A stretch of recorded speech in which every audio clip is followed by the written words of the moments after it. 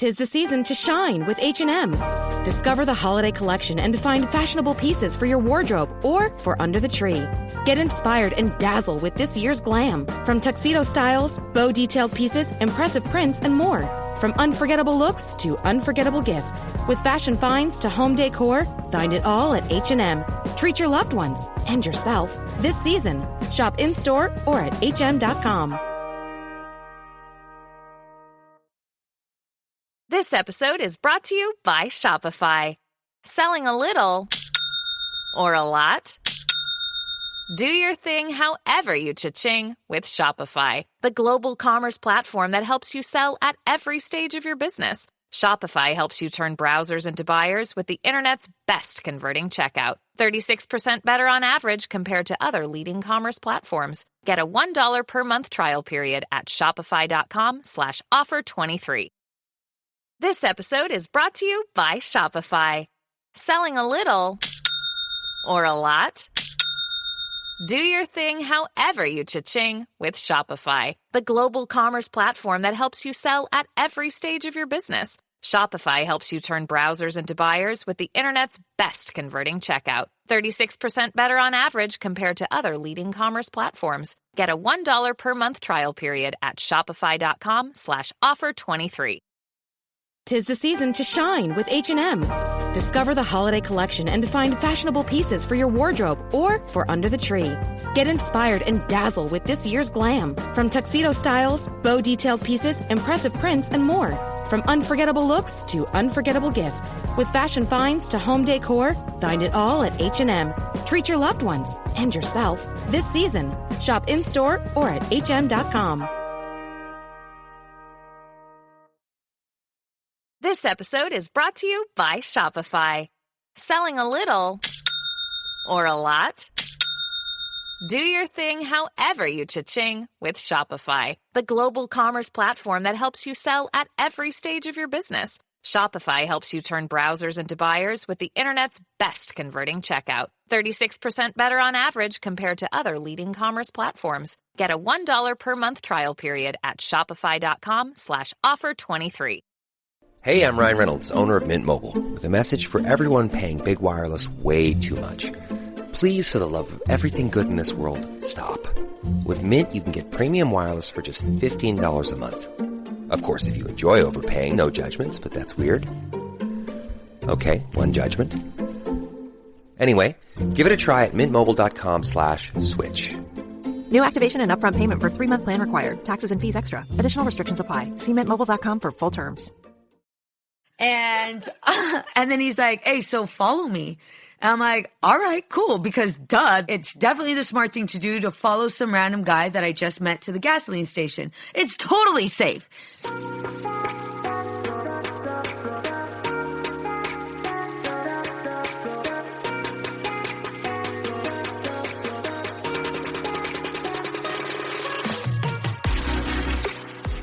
Hey girl, imagine a life where you feel supported, connected, and understood. I get it. Being a mom is hard, especially when you're spinning so many plates. We exhaust ourselves trying to create the perfect life for our family. You deserve to enjoy your family without the stress perfectionism brings. On this podcast, I provide practical and relatable life experiences. I teach women quick and easy-to-use strategies to help them reclaim their identity, reignite their marriage, and enjoy their children. If you're ready to be challenged, then pull up a chair, grab pen and paper, because it's about to go down. I'm Veronica Cisneros, a licensed marriage and family therapist, and this is the Empowered and Unapologetic Podcast. Hey, what's up, everybody? It's Willie Cisneros, the better half to Veronica Cisneros. The better? The better half. Hold on. I don't know about better. And Empowered and Unapologetic. That's right. I'm back again for another episode. We're here to celebrate Veronica, my wife, my lovely wife, and 43 amazing years. It's her birthday today, so we wanted to kick off a celebratory episode here using Gottman theories, and we're going to do some little exercises just to go through a bit of our history. So we're going to start this off with a few little questions and some things for you to get to know us a little bit better. Okay, so Gottman. Who the hell is Gottman? So you have John and Julie Gottman, and they are the creators of Gottman Therapy. Now, Gottman Therapy is definitely a therapeutic orientation. So it's a method that we use to provide couples counseling. And it is a very strong method. It's been around for years, and most therapists who work with couples are trained in Gottman Therapy. So I'm super excited to use this because I'm not sure if you've heard any of our past episodes, but Willie and I both took a Gottman leadership training. And one of the primary reasons why we took a Gottman leadership training is because Willie's going to be in our couples retreat. We don't have anything scheduled as of yet, but definitely we'll have, both men and women in a couples retreat. And Willie will be one of the leaders, one of the primary leaders, including myself.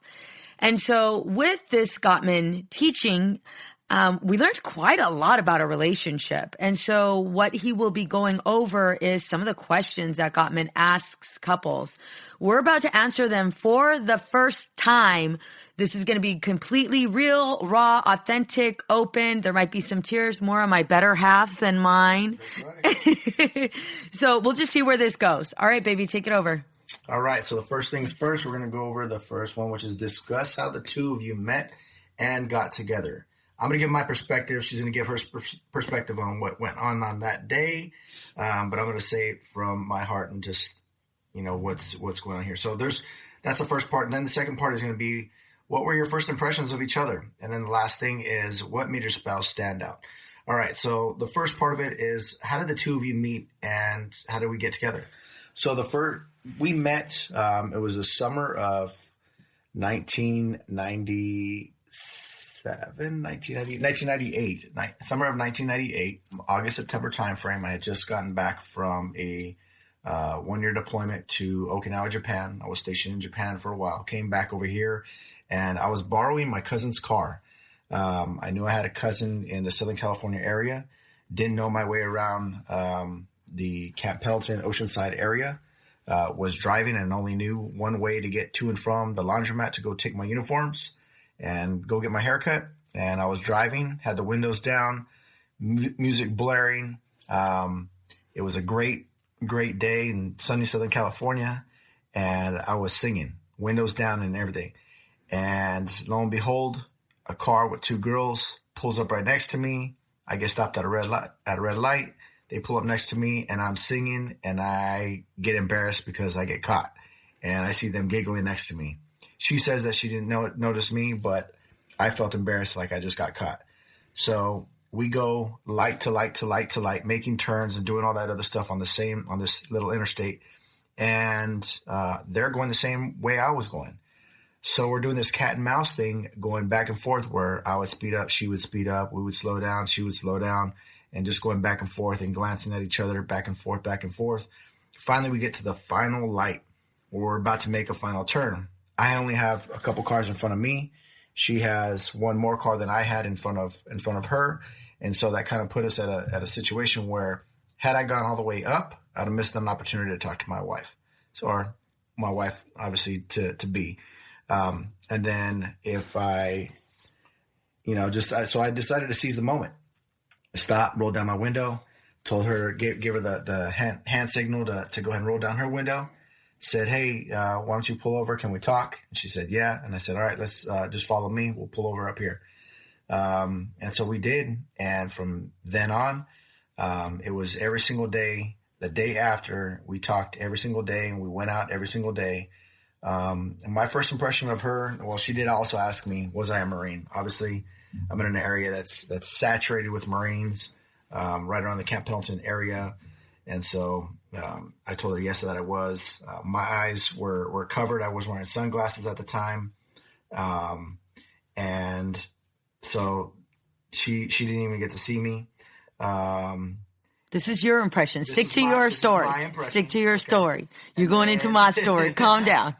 And then I thought she was beautiful. I thought she was, we kicked it off just from the get-go in conversations. We had a lot in common. We were about the similar age. There was a lot of similarities that both her and I shared, not only in our own lives, but just in general. We had a lot of same interests. So just all of that, as well as just, I think the one thing that stood out the most was how confident she was. Like, to me, that was beauty beyond comparison. Along with the fact that she was cute at the time. She's beautiful now. But that's obviously the physical attraction was there too, but it was a lot of just the confidence that the charismatic walk that she had, and just attitude and all that other stuff. That was just like, damn. And that to me made her stand out. So I'm going to turn the reins over to my wife and let her give the same. So I'm just going to say ditto to everything you said, with the exception of I was on my way to go cruising so that the girl that I was with, Melanie, can meet guys.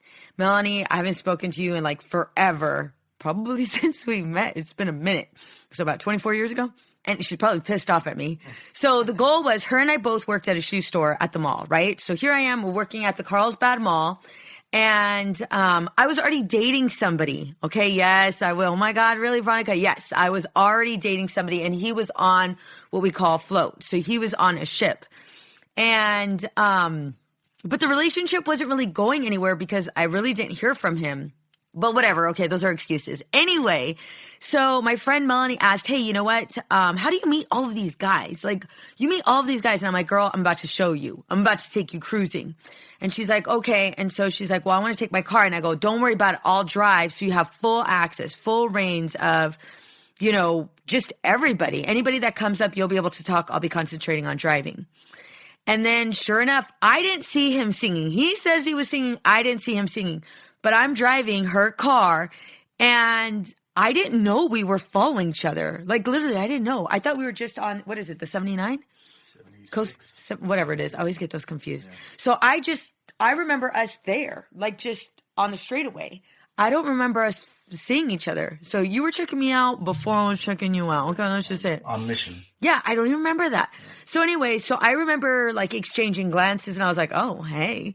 And then, yeah, exactly how he said it. I had two cars in front of me. He had one car in front of him. He ended up pulling up right next to me and stayed there. He didn't pull all the way up because, yeah, he's right. We wouldn't have met. So he was like, hey, what's up? What's your name? And I'm like, Veronica. And then he's like, hey, so follow me. And I'm like, all right, cool. Because it's definitely the smart thing to do, to follow some random guy that I just met to the gasoline station. It's totally safe. So we totally pulled in. We exchanged numbers. And from then on, we were with each other like every day, every single day. For months. For like months. Every single day. He was totally like chicle. Chicle is another word for gum in Spanish. Anyway, so the thing that definitely, like, my first impression of him was, I thought he was good looking, except for he had glasses on. So I really didn't get a good idea of what he looked like because he had sunglasses. But when I did finally like see him, which was at the movie theater on our first date, we went to see Rush Hour. So when I did finally get a good glance at him, my first impression, I'll go there because that's really where my first impression of you was. I was like, damn, like, this guy is so handsome. I never have ever said or used the word handsome. Like, the guy that I was going out with, like, he was cute. But, like, my husband was like my future husband that I didn't know. It was just like, damn, this guy is handsome. So that was my first impression. I know we're so, like, shallow because we're all about looks. Anyway, I'm just being honest. And what stood out was just, like, I felt safe. Like, that's the best way I could describe it, is I totally felt safe with him. Like, it was just, I don't know, like, we had known each other for, like, so long. And so it was easy for me to just be me. All right, babe. So next question. So I'll go because we'll just do this back and forth because, I mean, duh, it's my birthday. All right. So question number 2. What do you remember most about beginning to date? What types of activities did you do together? And what were some highlights? I would say the things that I loved the most was just the amount of spontaneity. Like we would go, we were both down for whatever. Yeah. We would both go anywhere. We just like come up with an idea, fly to the, what do they call it? Fly to the seat of your pants or whatever it is. And we were just going everywhere. And we would try new things. It was great. And the thing that I think I remember the most was you and I just both going, we both loved dancing. And so we were always in TJ dancing. We were in LA dancing. We would go to San Diego, Riverside, and we'd just go party it up. But it was never like I've seen plenty of couples that go to places and it's like one person likes to dance, the other one doesn't. And so for both of us, it was just like we enjoyed each other's company. And that just being one of them, but there was just in so many other different things that we did. It was just, I thoroughly enjoyed it. And even to this day, I would say that I still, and I've told you this many times, that I still to this day, when you come home, still get the butterflies in the stomach and, still get that effect. And I think that, for a lot of couples and young couples and even those that have been, long and tenured in their marriage and stuff, is that's part of what they forget is like, what was the original things that brought you together and just remembering those things. What was like the specific, like give me like a time, like give me a memory of like one of the activities we've done that was one of the highlights for you. One of the highlights. Yeah, I'm totally putting you on the spot right now. God, there's so many different things that we've done.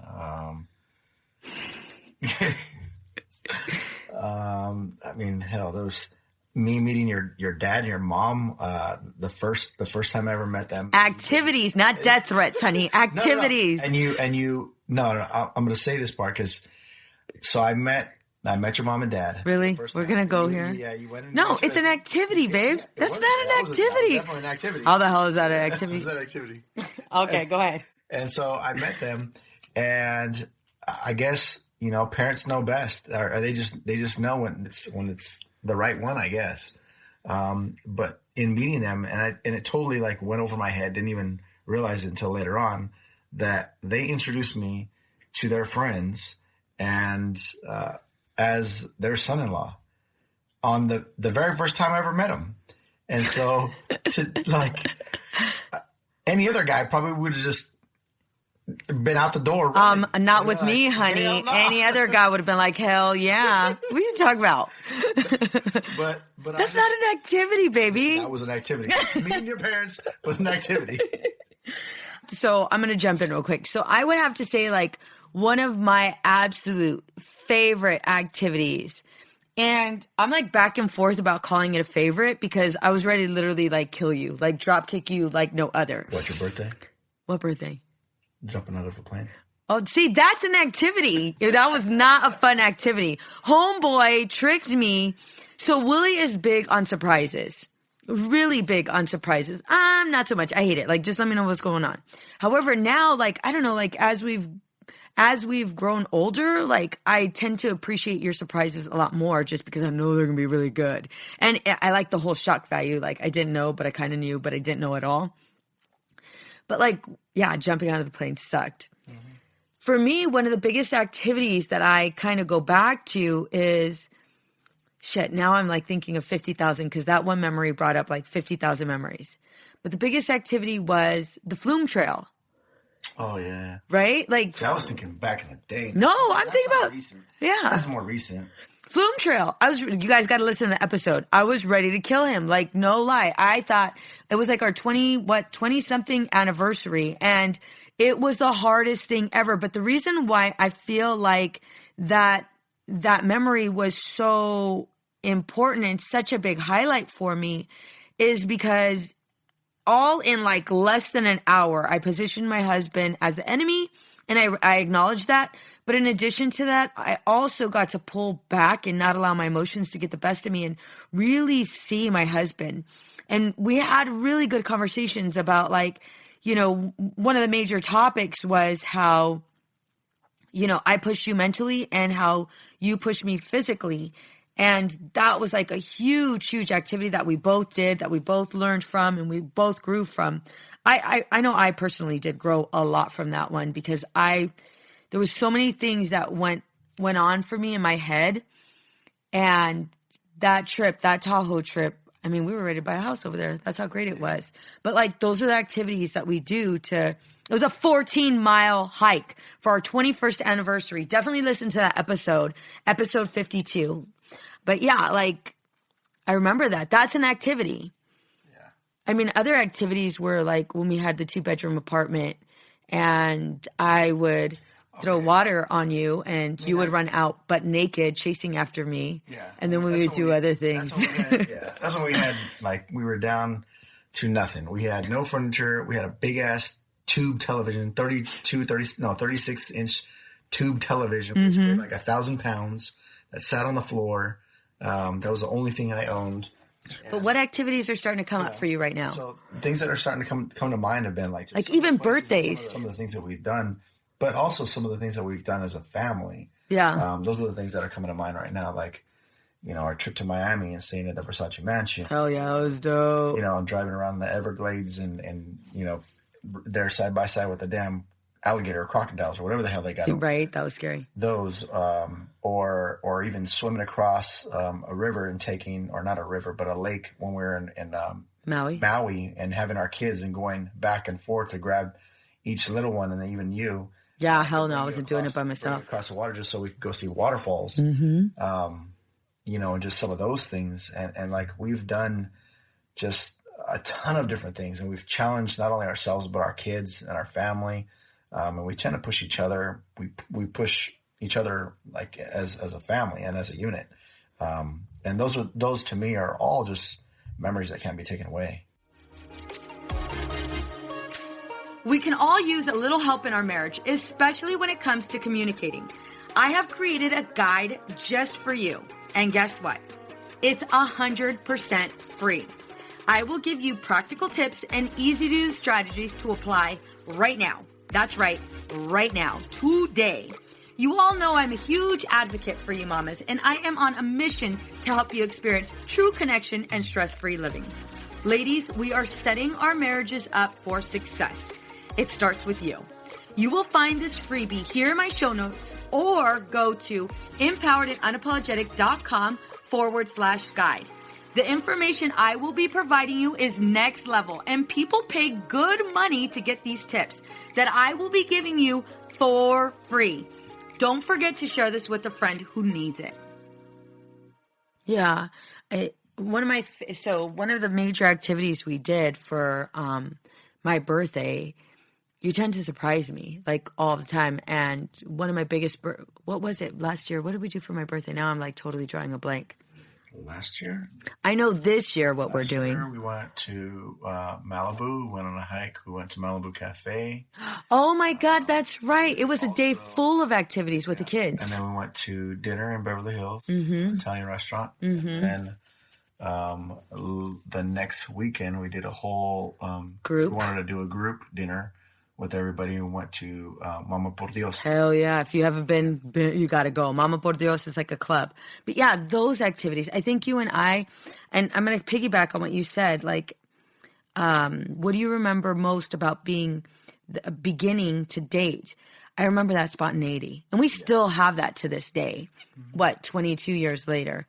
I would say you've become more of a checklist now, because I think it's just in your nature and what you do, especially as a business owner. There's a lot of checklists for you, and I think that's just something that's before it was just there wasn't as much structure. I think for both of us. Yeah, I was just starting off my career. You were just kind of dabbling in junior college at the time, so we really didn't have much. We didn't know what the hell the future had in store for us. Yeah. So there was a lot of spontaneity for us. Right now, it's like, all right, what are we doing today? Yeah. And after we do that, where are we going after that? Yeah. And then, the same questions just keep on at our But I don't know if it's like that for vacations. I would argue that Mexico City, it was totally spontaneous. No, I knew the activities that I wanted to do. I didn't have any. I just I knew all the activities. well, so there we go. There you were the checklist. I wasn't. I went with them. Because I know that that's the way that you are. That's Ooh, I love you. Okay, so I didn't need to be. Ooh. All right, so question 3. All right, question 3. How long did you know each other before you got married? I'm laughing because I don't want to sound like a floozy. So these questions that we're asking, I want you to write them down, and I want you, so we're not, for my birthday present from the audience is going to be, I want to know what your answers are to these questions. So I am going to challenge you to have a conversation with your husband and ask him these questions. And I want you to go back and forth. And in addition to that, I want you to either post it on Instagram or on Facebook. And I want you to tag me because I want to know. I want to know what the conversation was like. And don't answer each other's questions. Hell no. Have your own, just like from us, it's been our own perspective of what took place on that day and what drew each other to one another. Not us finishing each other's lines and saying, this is what happened and this is what you experienced. Yeah. So how long was it before we got married? How long was what before we got married? How long did we do it, or how long until we got married? How long did you know each other before? Oh, okay. All right. I didn't know where we were going. I was like, please, there's children listening. How long did we know each other before we got married? So we literally only knew each other for you proposed to me August to September, October, November, December to January, February. 6. Sorry, I count on my fingers. So we knew each other 6 months before you proposed to me. March. Oh no, 4 months. It wasn't October, it was August. Okay, so he proposed to me 4 months after we met. And then we got married. What was it? Yeah, because we got married October 16th. We got married a year after we met. Yeah. That is crazy. Don't do it, kids. Don't do it. Yeah. But that was crazy. Totally Ben, how did you make the decisions to get married? So there's actually that's interesting. So there were times, and I was like a little kid getting ready to go to a candy store, excited all the time. And so when we talked about this, and when I asked and I proposed on Valentine's Day on the Hornblower down in San Diego. And so when I did propose, she said yes. And then later on, as we talked about it, she said, but there is one thing that I want to discuss with you. She's like, I want the fairy tale wedding. And I said, okay, no problem. And she goes the full-blown Cinderella wedding. And I said, okay, got it. And she goes, so I will marry you with the condition that we end up having that. And I said, all right, no problem. So my plan was, in order for me to be able to do that, I have to be able to make more money. And in the military, you have to be able to have benefits that come along with that and being married. So that doesn't happen because you'll be living in the barracks and on a meal card and eating at the damn chow hall. So what was going to happen? So I said, why don't I have an idea? Why don't we just go elope in Vegas and then I can give you the fairy tale wedding? So she was like, yeah, sounds like a plan. You didn't tell me that. Really? So then.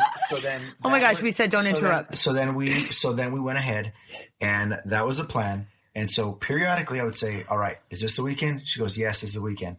And then we get up to the weekend and I get all excited and telling all my friends at work and everything. And she'd get cold feet and she'd be like, no, it's not going to happen this weekend. And I'm like, man.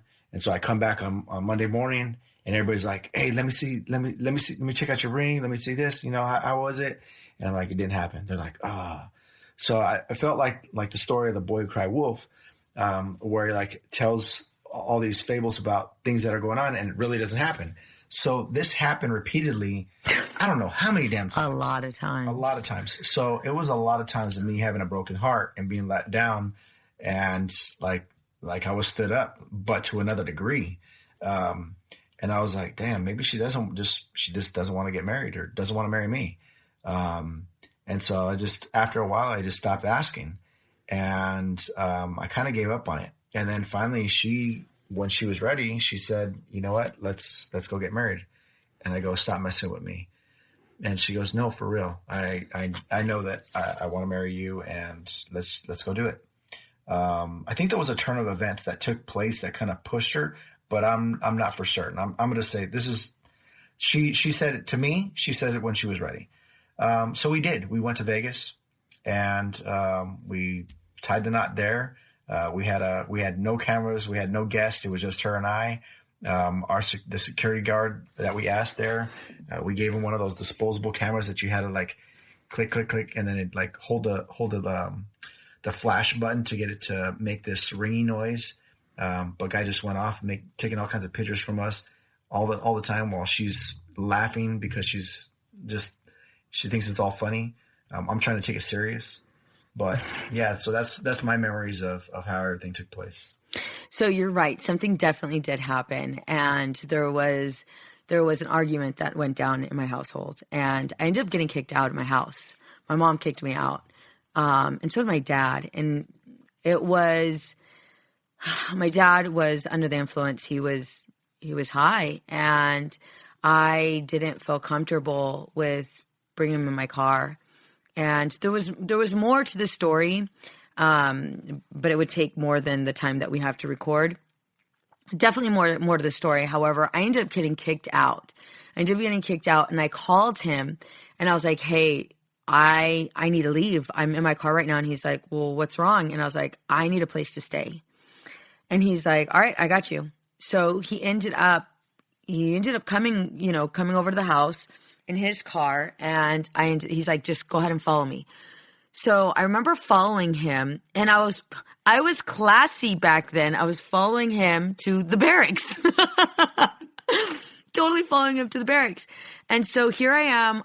We're about to make that left on Barcelona Road where that fire station's at, right? And we were at a red light, and he was right in front of me. So one thing that Willie and I always did, was we would write on our hands, I love you. So he would hold his hand out, right? So let's say I was holding his hand. I would then draw with my index finger, I, heart, and then the U. And I remember I'm crying because I could not believe I was just kicked out of my house. And I was like, what the hell am I doing? I was so scared. I couldn't believe what had taken place. And here I am at a red light on base, no less. And I remember Willie sticking his hand out. He stuck his left hand out. And with his right hand, he traced I, heart, you. And I remember looking at him and I was like, why the hell haven't I married this man? Why haven't I married him? Like, what am I afraid of? And it was then that I was like, you know what? I don't think it was that night, but maybe it was. But I remember saying, let's get married. And I do recall you saying, hey, don't play games with me. And I never knew, obviously you and I had have a conversation about this, but during that time, I never knew that he would go back to his work. And he was telling them every single weekend, hey, it's this weekend, we're about to get married. I never knew that. Until we had split up and then we got back together. But that's a whole nother episode. But yeah, that is what I recall about our wedding. And our wedding day, we got married at the Justice of the Peace, walked into the court, Justice of the Peace, the court. Yeah, the courthouse. The courthouse, and the alarm went off. But yeah, we were kids. We were staying at Circus as our hotel. I was 20, he was 21. But yeah, like, oh my God, it feels like we were like just kids, but it also feels like it was just yesterday because I can remember like almost every single moment and just like how safe I felt with you. Yeah. All right, next question before I start to cry, like a little baby cry. Would you say it was easy or difficult to make that decision? To get married to you? Mm-hmm. Oh, it was easy. Oh my gosh, I'm feeling it right now. I don't want to, but I'm going to go with it. Baby, it was easy. It was so easy. And it was so easy because like you and I were totally kids. I mean, back then I would have thought we're totally grown-ups. But like it was just easy with you. I mean, it wasn't I can't say it was every single day it was easy. But right? But like during that time, it was just easy. Like I've always known, even when you and I were not on good terms, I've always known you would take care of me. Don't get me wrong. I've questioned it a couple of times if I'm just being 100% honest. But yeah, like during that time, no, it was easy. What about for you? I mean, I asked you over and over and over again, so I was ready. I was committed. So yeah, the answer is it was easy for me.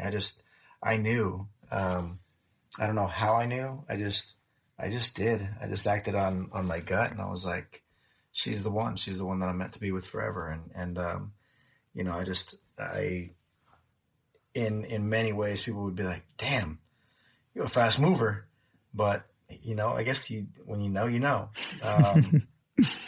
The second part of this question, or the next part of this question, is, were you in love? I was head over heels in love. Oh. So yeah, I was. What about you?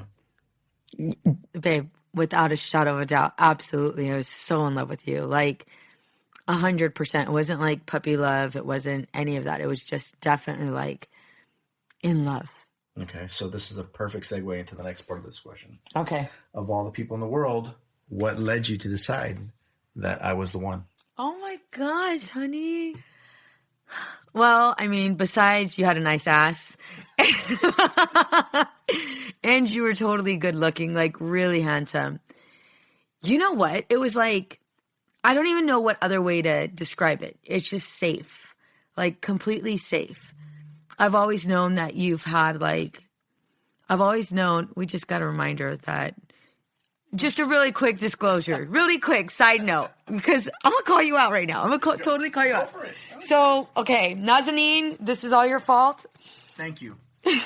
So, Nazanin, which is a clinical, she's a sexologist, you know, she was saying to schedule sex. Just put it on the schedule. And so my husband... And stay committed to it like it's an appointment that you can't get rid of. So, Willie, of course... scheduled sex. Policy to this day. So Willie, of course, scheduled sex. And right now, if you heard the buzzing, that's exactly what it was. It was a reminder that sex needs to take place by 10:30 p.m. tonight, and it's 10 p.m. So we got to wrap this up. Anyway, what was your question again? I totally lost it. How'd you know that I was the one? Safe? Yeah, it was just, you were safe. Not like you were like, oh, you were safe, like because I knew I wasn't going to go anywhere. No, hell no. I've always known I'm going to go somewhere. But you were safe in that, like, I'd call my house and you were there hanging out with my mom and dad. I would leave. I would go to the house, get ready to go clubbing, and you would want to kick back with my dad and not want to go out dancing. You're like, no, let's just stay here. And I'm like, well, you can stay here with my dad. I'm out.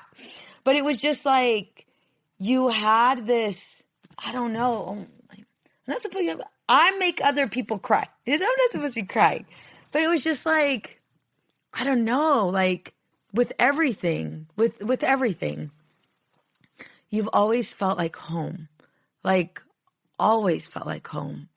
Even now, like you're home. You're everything. I don't know. It's that. So yeah. I would say for me, in knowing that you were the one, it was, I mean, from the get-go, I have just been, I fell like harder than I can ever fall. Just in love with you, and just every bit of you, your confidence, the way you talk to me, your smile, the conversations that we had, how open you were, how transparent and vulnerable you were. And it felt right in all the ways that it could be. And so for me, it was like, I just knew, and it was nothing that I had ever experienced before. And I didn't want to lose it. Didn't want to let it go. And, I knew that it was a decision, much like the decision at the light. It was either seize the moment now or move up and lose out. And so with that, as fast as that took place, it was the same thing. Like I knew I had to do the same thing too, and seize that moment and make you my wife. Is it my turn to ask the question? Yes. What number are we at? 4. Share memories of your wedding and your honeymoon if you had one. What do you each remember most? So one memory about our wedding, one memory about our honeymoon. Am I answering or are you? I'll let you go. All right. So one memory I have of our wedding was one memory I have of our wedding is the when I was on the horse carriage and my dad was walking me down the aisle. For those of you that don't know, my dad passed away 14 years ago. It'll be 15 years this year. My dad passed away a while ago. And yeah, he was walking me down the aisle. Willie, so I have to make sure I mention this. So in addition to Willie using me to make more money so he can buy our wedding. We can afford our wedding. So he could afford our wedding. Willie also got a second job. He ended up getting a job at Walmart, changing tires and oil changes. Tire and Lube Express. There you go. Oh, you were sexy in that outfit too. Anyway, and so Willie worked really, really hard so that we could afford the wedding we had. He ended up getting me a horse-drawn carriage like I wanted. So there I am with my dad, and I'm walking down the aisle, and just the way you looked at me. Like, it was the way you looked at me, and I was like, oh my gosh, I'm about to marry this man. Like, this is so crazy. Like, this feels like a grown-up thing to do.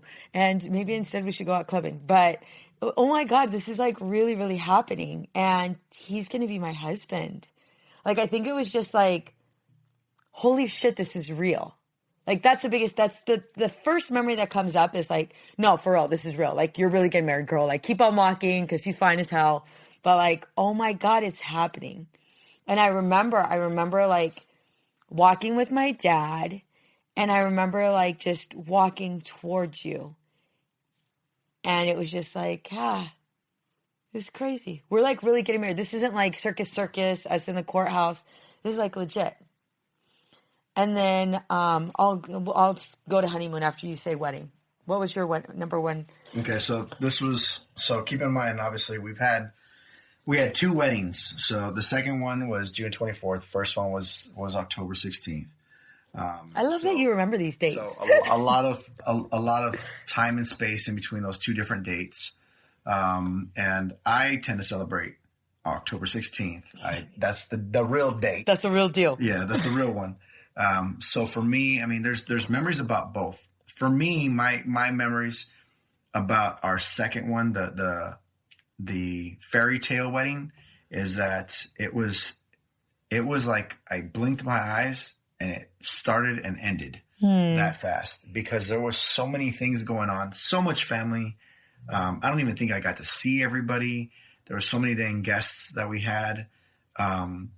It was from the horse-drawn carriage to a little waterfall behind us to a little lake around us, cascading around the area where we're at, to having mariachis, baila folklorico, a DJ. Bambi singing. Yeah. Ariana, she was singing. Yeah, we had a friend of ours that of my wife's that sang. It was over the top beautiful.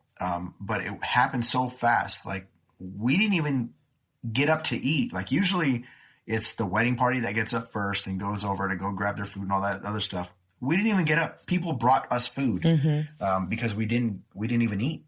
We were taking pictures and doing all kinds of other stuff that I think it just went by so fast. The one that to me was memorable was just the one being in the moment and the actual day at the courthouse, walking in. There's a buzzer going off like we just robbed a bank. There's flashing lights everywhere. All the lights are off, but there's these flashers like almost like when sprinklers go off in a building and it's a fire alarm. And there's like those strobe lights going on in the building and there's nobody in the building. It's vacated. And so we walk in, it goes off. We ran out of the building and we're walking and we keep on looking behind us. Like running, like we're running from the cops. Yes. I was gone. I was gone. And we keep on looking back and we're like, okay, we're the only idiots running and there's nobody behind us.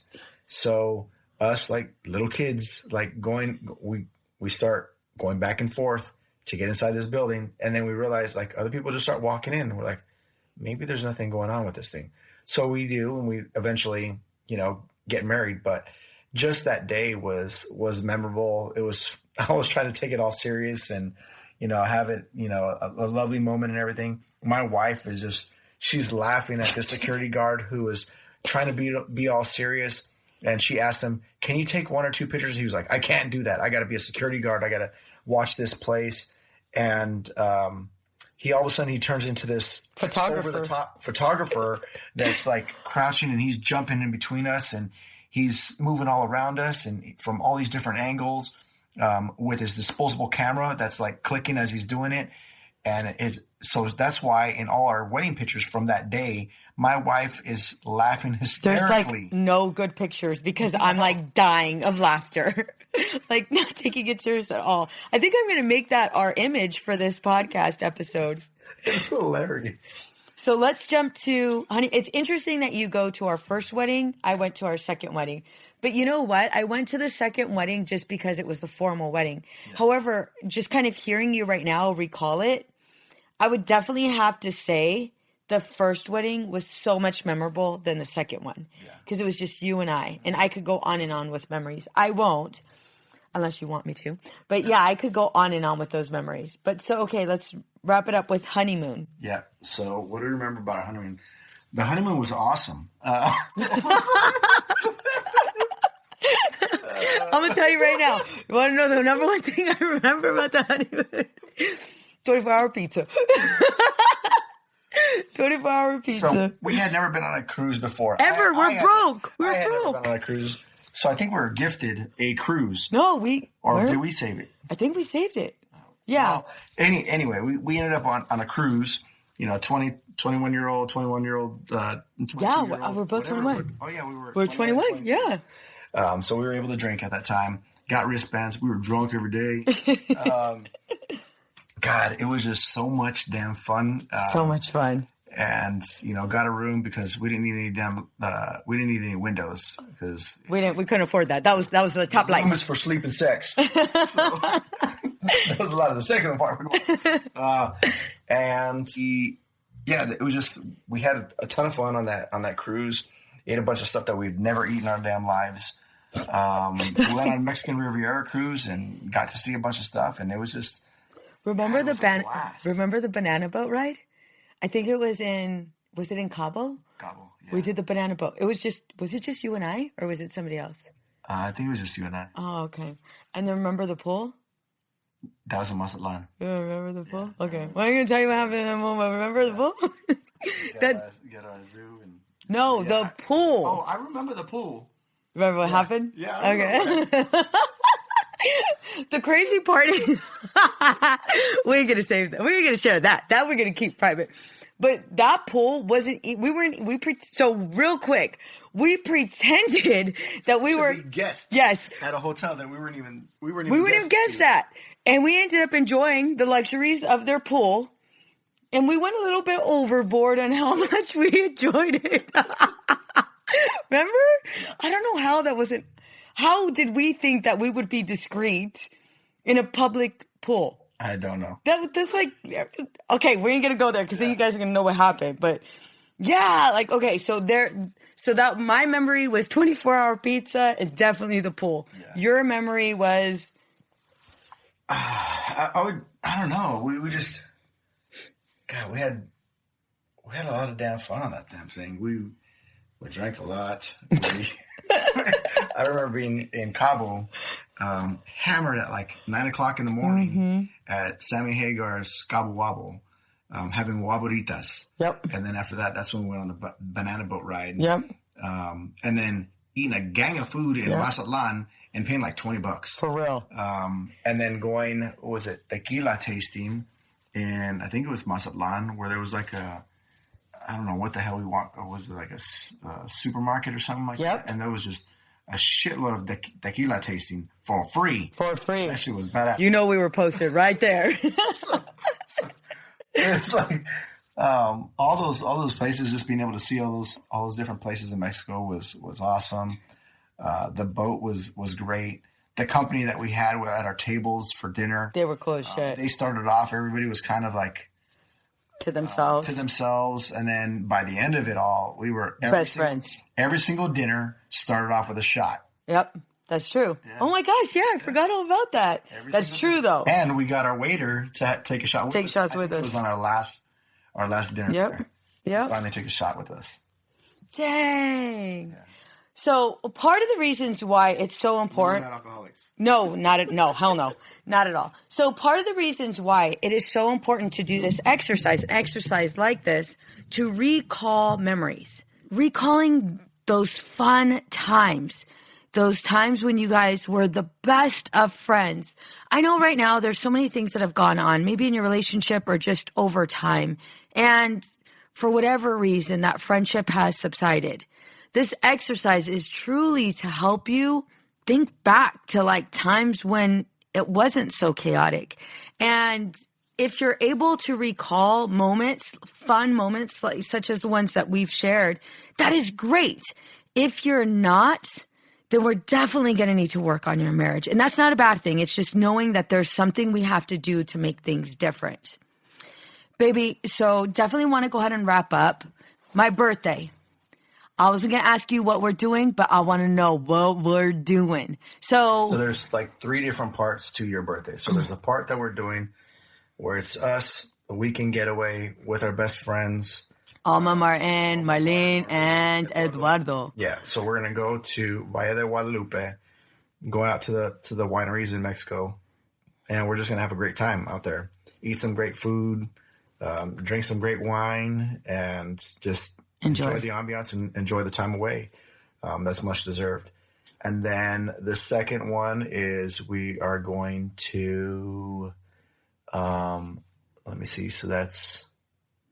Don't give out dates. Don't give out dates. I don't want stalkers. Yeah. So then the first thing would, and then I'm going to make dinner for, on your actual birthday, I'm going to make, you asked for chilaquiles. Hell yeah, for the morning. I'm going to make chilaquiles for breakfast for you. Boom, boom. And then for dinner, I've invited family over, so that way you asked for green enchiladas. Hell yeah. And so I'm going to make that as well. Rice and beans. And yes, rice and beans. And so that's that. And then the last part is we're going to do a tiki boat ride out of the LA area, Santa Monica area. We're going to go out of there, and it's going to be we'll be jumping on a boat, going out. We've got pedal boards, karaoke machine, food, drinks, friends. We're going to enjoy some time out at sea, just having a good old time, and just getting in the sun, that California weather, and it should be a good time as well. So the biggest thing for birthdays is we definitely try to plan a trip for the birthday, whatever trip you want. And then in addition to that, we also, on your actual birthday, one thing that's been tradition for us, especially for our kids, is we make sure to have family over and we celebrate on that birthday. Yeah. I personally am asking for the girls. This is another part that's really important. I'm asking the girls to make me my cake. I absolutely love strawberry cake. Ladies and gentlemen, if they're on here, thank you guys so much for listening to this episode. Again, I highly encourage you to go through these questions that I've asked. Set time out of your day. And again, try, like how Willie said, try to refrain from any judgment, criticism. Try not to finish each other's sentences unless you're like totally agreeing and like you're caught up in laughter. But I want you to go back to when you and your partner were the best friends. Baby, do you have any last remarks? My recommendation would be take these questions.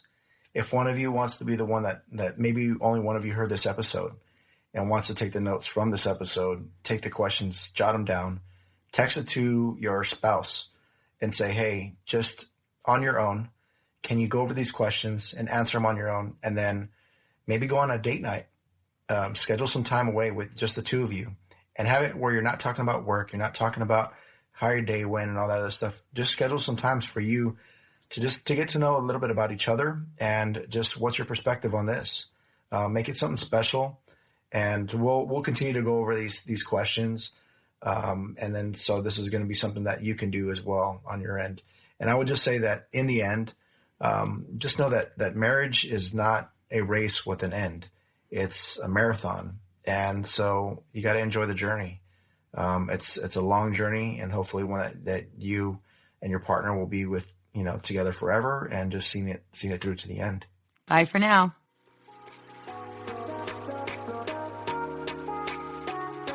Many women lose their own identity in the shadow of being a mom and a wife. We are a community of women who support each other. We leave perfectionism behind to become empowered and unapologetic. I want to personally invite you to join our Girl Gang. It's a free Facebook community for women just like you. Go to www.facebook.com/groups/empowered and unapologetic. See you there. What's up, ladies? Just want to let you guys know that your ratings and reviews for this podcast are greatly appreciated. If you love this podcast, please go to iTunes right now, write a review, rate the episode, and subscribe. Don't forget to share it with your friends. Hey there. This is Casey McGuire Davidson, host of the Hello Someday podcast. I'm an ex-red wine girl turned life coach who helps busy women change their relationship with alcohol. I spent 20 years climbing the corporate ladder while drinking a bottle of wine a night to unwind. In the Hello Someday podcast, my goal is to teach you the tried and true secrets of creating and living a life you don't want to escape from. Each week, I'll bring you tools, lessons, and conversations to help you drink less and live more. I'll teach you how to navigate our drinking-obsessed culture without a buzz, and how to turn the decision to stop drinking from your worst-case scenario to the best decision of your life. You can find new episodes of the Hello Someday podcast every Thursday, wherever you listen, and I hope you check it out. Addiction impacts all of us. Addiction's consequences run through all of us. From ourselves to our loved ones and through our communities, addiction creates so much loss and grief. My name is Dwayne Osterlin, and I'm the host of the Addicted Mind podcast, a show featuring personal stories, expert guests, and vital information about addiction and addiction recovery. We'll talk with leading treatment providers to discuss the latest research and treatment options for this devastating disease and advocate for mental health awareness. We discuss topics like the importance of creating a community of support, to helping loved ones, to some of the latest research on psychedelic medicines. The Addicted Mind podcast has been about creating hope, listening to stories of many amazing people that have overcome addiction and are thriving. If you or a loved one is struggling with addiction, subscribe to the Addicted Mind podcast wherever you get your podcasts, or check out theaddictedmind.com. New episodes every Monday. See you there. I know we've been taught that motherhood requires alcohol. I know we've been taught not to question our relationship with alcohol until we've lost everything. And I know we've been taught that if we do dare to examine our relationship with alcohol, we need to head straight to AA and declare ourselves an alcoholic who is powerless to alcohol forever. But what if all that isn't true? That's definitely not my story. I'm Suzanne, the host of the Sober Mom Life podcast. I'm an influencer who stopped drinking in January 2020, and since then, I've been telling the truth about motherhood, influencing, alcohol, and sobriety. If you suspect deep down that glass or 3 of wine at night might just be making motherhood harder, well, you're right. Come and join me as I chat with other sober and sober-curious moms. Let's laugh, cry, and normalize sobriety together, all while we reheat our coffee for the 4th time today.